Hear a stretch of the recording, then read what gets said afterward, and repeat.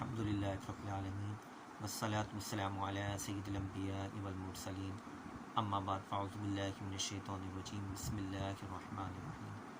اللہ تبارک و تعالیٰ اپنے پاک کلام میں ارشاد فرماتا ہے ایاک نعبد و ایاک نستعین۔ ترجمہ کنز العرفان، ہم تیری ہی عبادت کرتے ہیں اور تجھی سے مدد مانگتے ہیں۔ آئیے اس کے متعلق تفسیر ہم مختصر سماعت فرماتے ہیں۔ یہ جو آیت کریمہ ہے سورہ فاتحہ کی آیت کریمہ ہے، اور اس سے پہلی آیت میں بیان ہوا کہ ہر طرح کی حمد و ثنا کا مستحق اللہ تبارک و تعالی ہے، جو کہ سب جہانوں کا پالنے والا، بہت مہربان اور رحم فرمانے والا ہے۔ اور اس آیت سے بندوں کو سکھایا جا رہا ہے کہ اللہ تعالیٰ کی بارگاہ میں اپنی بندگی کا اظہار یوں کرو کہ اے اللہ عز و جل، ہم تیری ہی عبادت کرتے ہیں، کیونکہ عبادت کا مستحق صرف تو ہی ہے، اور تیرے علاوہ اور کوئی اس لائق نہیں کہ اس کی عبادت کی جا سکے، اور حقیقی عبادت کرنے والا تو ہی ہے۔ تیری اجازت و مرضی کے بغیر کوئی بھی کسی بھی قسم کی ظاہری، باطنی، جسمانی، روحانی، چھوٹی یا بڑی کوئی مدد نہیں کر سکتا۔ یہاں یاد رہے کہ آیت کریمہ میں جو ورڈ استعمال ہوا، لفظ استعمال ہوا کہ ہم تیری ہی عبادت کرتے ہیں۔ اس عبادت میں اور تعظیم میں کیا فرق ہے، اس کو سماعت فرماتے ہیں کہ مفتی قاسم اپنی مشہور زمانہ تفسیر صراط الجنان میں فرماتے ہیں کہ کسی کو عبادت کے لائق سمجھتے ہوئے اس کی کسی قسم کی تعظیم کرنا عبادت کہلاتا ہے۔ ایک مرتبہ اور سماعت فرمائیے کہ کسی کو عبادت کے لائق سمجھتے ہوئے اس کی کسی قسم کی تعظیم کرنا عبادت کہلاتا ہے، اور اگر عبادت کے لائق نہ سمجھیں تو وہ محض تعظیم ہوگی، عبادت نہیں کہلائی جائے گی۔ جیسے نماز میں ہاتھ باندھ کر کھڑا ہونا یہ عبادت ہے، کیونکہ رب کائنات کی بارگاہ میں ہم اس وقت حاضر ہوتے ہیں، لیکن یہی نماز کی طرح ہاتھ باندھ کر کھڑا ہونا استاد، پیر یا ماں باپ کے لیے ہو تو محض تعظیم ہے، عبادت نہیں، اور یہی دونوں باتوں میں فرق ہے۔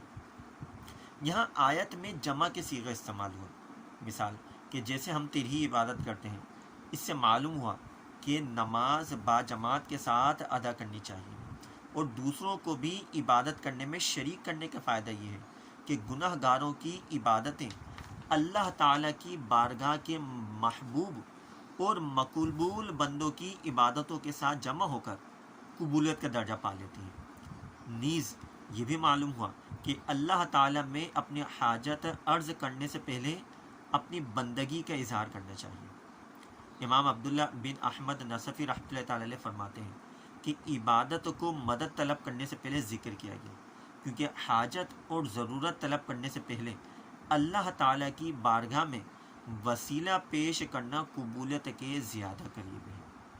اب ہمارے وسیلے کے اوپر بھی کافی بات کی جاتی ہے، تو اس وسیلے کے متعلق بھی مختصر سماعت فرماتے ہیں کہ ہر مسلمان کو چاہیے کہ وہ اللہ تعالیٰ کی بارگاہ میں کسی کا وسیلہ پیش کر کے اپنی حاجت کے لیے دعا کیا کرے، تاکہ اس وسیلے کے صدقے جلد دعا قبول ہو جائے۔ اور اللہ تعالیٰ کی بارگاہ میں وسیلہ پیش کرنا خود قرآن و حدیث سے ثابت ہے۔ خود وسیلے کے متعلق اللہ تبارک و تعالیٰ ارشاد فرماتا ہے کہ یا ایھا الذین آمنوا اتقوا اللہ وابتغوا الیہ الوسیلہ۔ ترجمہ کنز العرفان، اے ایمان والو اللہ سے ڈرو اور اس کی طرف وسیلہ ڈھونڈو۔ خود حضور نبی کریم صلی اللہ علیہ وسلم کی کئی احادیث میں وسیلہ پیش کرنے کے متعلق فرمایا گیا ہے۔ یاد رہے کہ اللہ تبارک و تعالیٰ اپنے بندوں کو دوسروں کی مدد کرنے کے اختیار دیتا ہے، اور اس اختیار کی بنا پر ان بندوں کا مدد کرنا بھی اللہ تبارک و تعالیٰ ہی کا مدد کرنا ہوتا ہے۔ جیسے غزوہ بدر میں فرشتوں نے آ کر صحابہ کرام علیہم رضوان کی مدد کی، لیکن یہاں اللہ تبارک و تعالیٰ نے ارشاد فرمایا، ترجمہ، اور بے شک اللہ نے بدر میں تمہاری مدد کی جب تم بالکل بے سر و سامان تھے۔ یہاں فرشتوں کی مدد کو اللہ تعالیٰ کی مدد کہا گیا۔ یہی وجہ ہے کہ فرشتوں کو مدد کرنے کا اختیار اللہ تعالیٰ کے دینے سے ہے، تو حقیقتاً یہ اللہ تبارک و تعالیٰ ہی کی مدد ہو۔ سیم یہی معاملہ انبیاء کرام علیہم السلام اور اولیاء اعظام رحمۃ اللہ تعالیٰ علیہم کا ہے کہ وہ اللہ تعالیٰ کی عطا سے مدد کرتے ہیں، اور حقیقتاً وہ اللہ تعالیٰ کی مدد ہی ہوتی ہے، جیسے کہ قرآن پاک میں خود واقعہ حضرت سلیمان علیہ السلام کا کہ ان کے وزیر حضرت آصف بن برقیہ رضی اللہ تعالیٰ عنہ سے تخت لانے کا فرمایا اور انہوں نے پلک جھپکنے میں اسے تخت کو حاضر کر دیا۔ اس پر انہوں نے کہا ھذا من فضل ربی، کہ ترجمہ یہ میرے رب کے فضل سے ہے۔ خود تائیدار رسالت صلی اللہ تعالی علیہ وسلم کی سیرت مبارکہ میں مدد کرنے کی تو اتنی مثالیں موجود ہیں کہ اگر وہ سب کی سب جمع کی جائیں تو ایک ضخیم کتاب مرتب ہو سکتی ہے۔ چند ایک مثال ہے بخاری شریف میں کہ نبی کریم صلی اللہ تعالی وسلم نے تھوڑے سے کھانے سے پورے لشکر کو سیر کر دیا۔ اسی طرح آپ صلی اللہ علیہ وسلم کے متعلق واقعہ ملتا ہے کہ آپ نے دودھ کے ایک پیالے سے 70 صحابہ کو سیراب فرما دیا، انگلیوں سے پانی کے چشمے جاری فرما کر 1400 سے زیادہ افراد کو سیراب کر دیا، لعاب دہن سے بہت سے لوگوں کو شفا عطا فرمائی۔